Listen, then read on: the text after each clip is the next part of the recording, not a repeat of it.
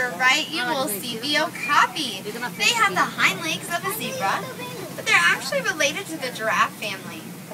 Unknown to the Western world until 1901.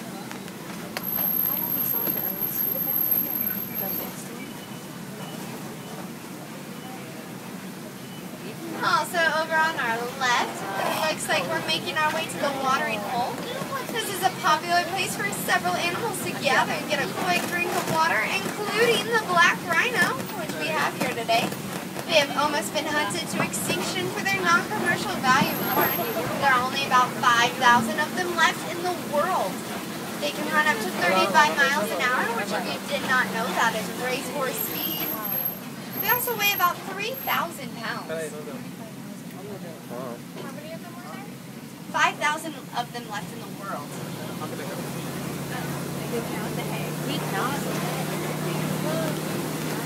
Alright, well over on our left side, you'll see way up here a white antelope, and it's the greater kudu, second tallest antelope in the world. They can also weigh up to 750 pounds.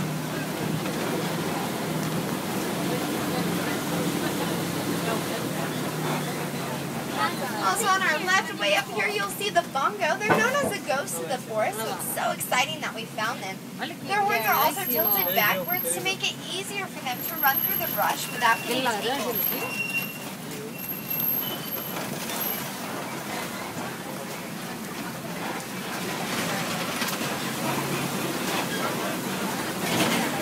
Well, friends, I think we are off to an excellent start. Already seen several animals here in the Little Ituri Forest. But I'm now going to leave and head over to the Safi River because we still have lots more animals to see. This is normally where we find the hippo.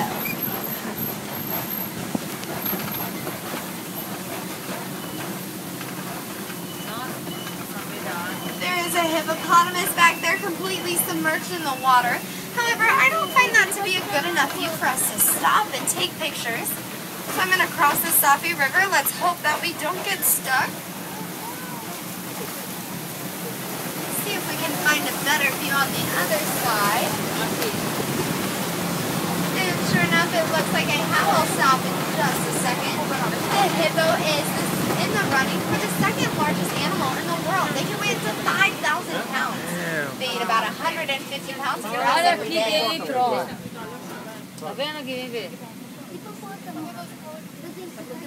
They also are excellent swimmers. However, they tend to walk on the bottom of the riverbeds. How long can they stay submerged? They can stay underwater for about 8 minutes without breathing.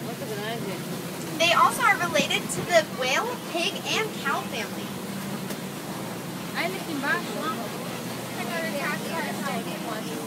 Alright friends, well this is the part where I must remind you to please remember to stay seated. I know at times our safari can get very exciting and you want the best picture possible, which I'll try to help you with. But just stay seated, especially as we cross this old rickety bridge up ahead and you take a look out to your left at the cold-blooded reptile, the Nile crocodile. Much more aggressive than the American alligator. They can reach about 20 feet in length. Also, if you ever notice them with their jaws open, like some of them back there, they're using that as a natural releasing hot air from their body. The Nile crocodile can also run up to 10 miles an hour. Well, very cool. We got to see hippo and crocodile all in the same place there. But now that we've left the Safi River, I'm going to head over to a different ecosystem. So hopefully we'll find several different animals over there.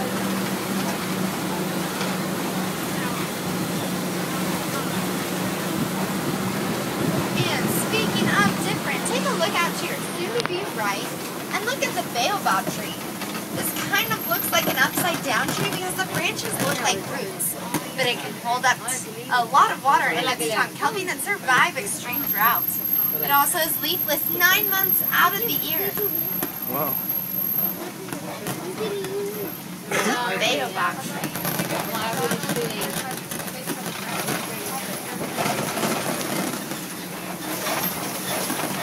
Well, friends, it looks like we have come to my favorite part of our safari. This is the beautiful view of the Great Serengeti Grassland. which stretches for over 100 miles across East Africa. And this is the wild Africa that we are all working so hard to conserve. Now, I also love this area so much because the animals here actually make the landscape themselves. Elephants like knocking down trees, getting a meal at the roots and the tops of them, just as giraffes like to graze at the tops of the trees. And this allows in more sunlight and rain to come through to create greener and taller grass, which then the antelope like to eat. And that leaves the roots left for the smaller animals. Now, the point of my short story is that in a balanced ecosystem like you see here in the Serengeti, there's enough food to go around for everyone.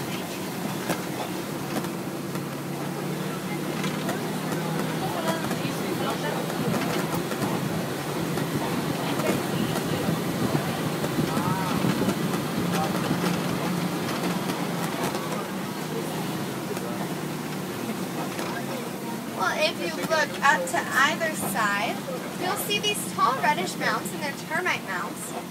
They can become as hard as concrete.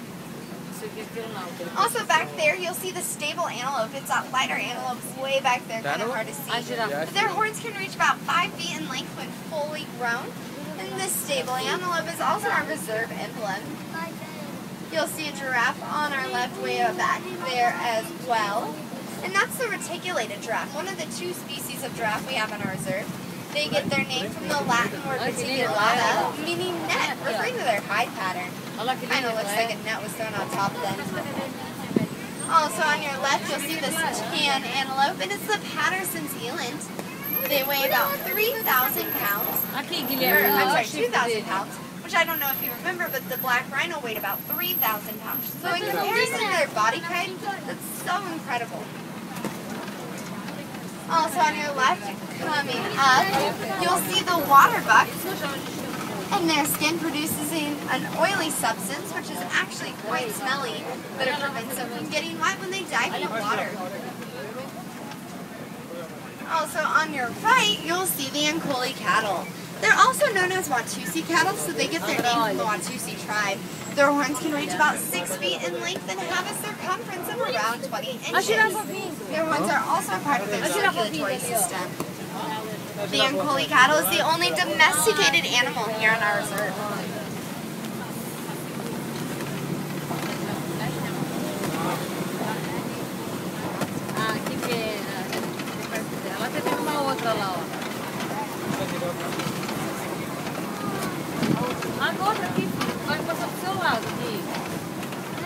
Well, on our right side, you'll see walking towards us the Maasai giraffe. This is the second species of giraffe we have here. They only need to sleep for 30 minutes out of their day, which what we like to say here on our reserve is they make excellent employees.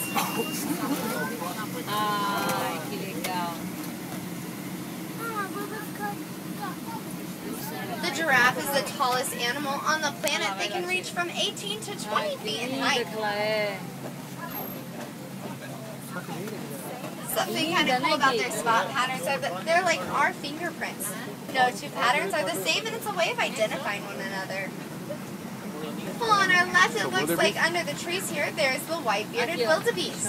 They have the nickname of Gnu, spelled G-N-U, referring to the sound they make. Over 1.5 million of them migrate across the Great Serengeti every year in ginormous herds. There's another Maasai giraffe.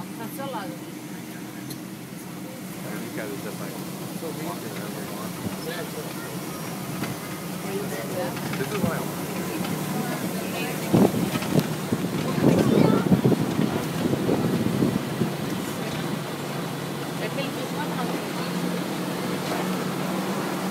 Well, very cool. We got to see a lot of animals here in the savannah.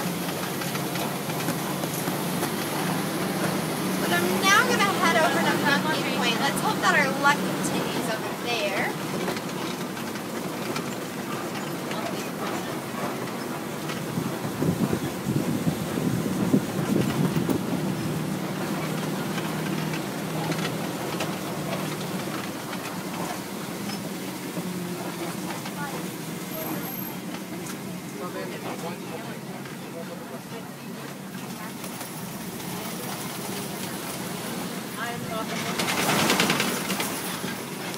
And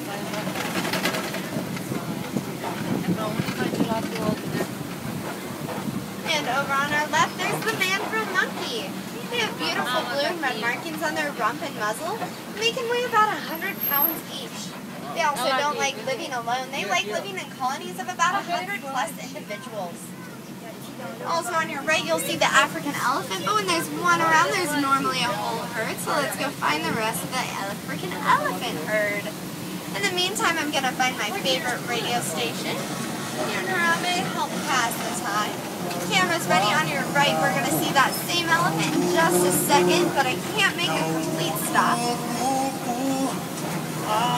But it is a really good photo.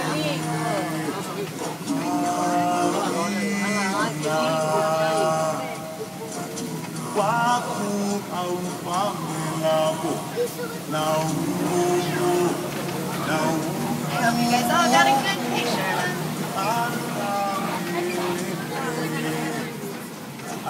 Well, friends, I kind of forgot about this bridge up ahead, so I'm going to turn off our radio station so I can concentrate. You all do your part. Cross your fingers. Let's hope that we make it. We should be okay, though. They did just fix this bridge last week with a whole roll of duct tape.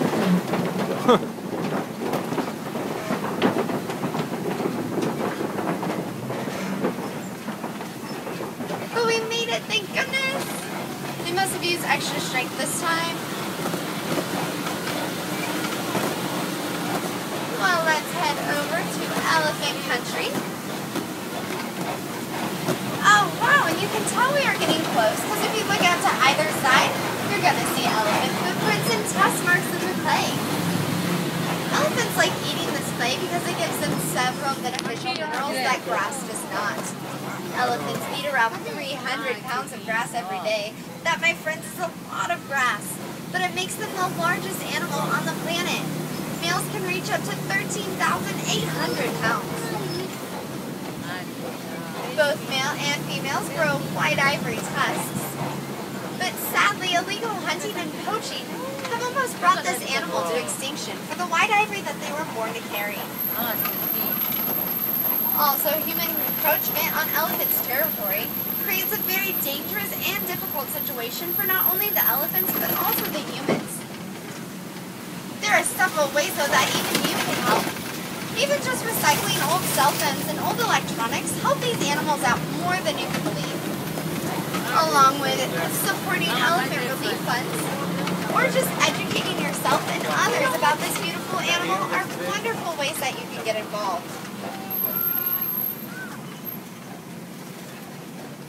We're doing our part here on the reserve.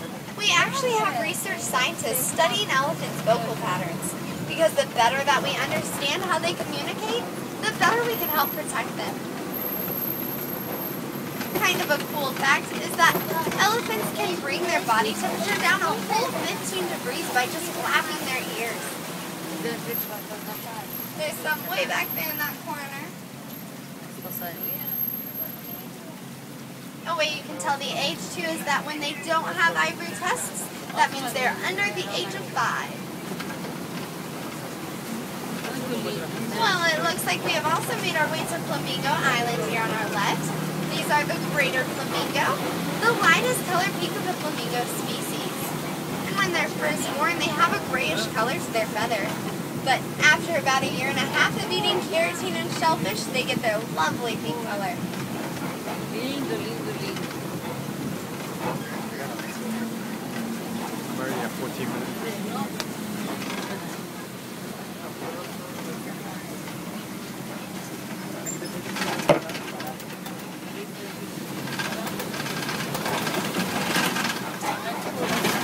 Let's see what is over here.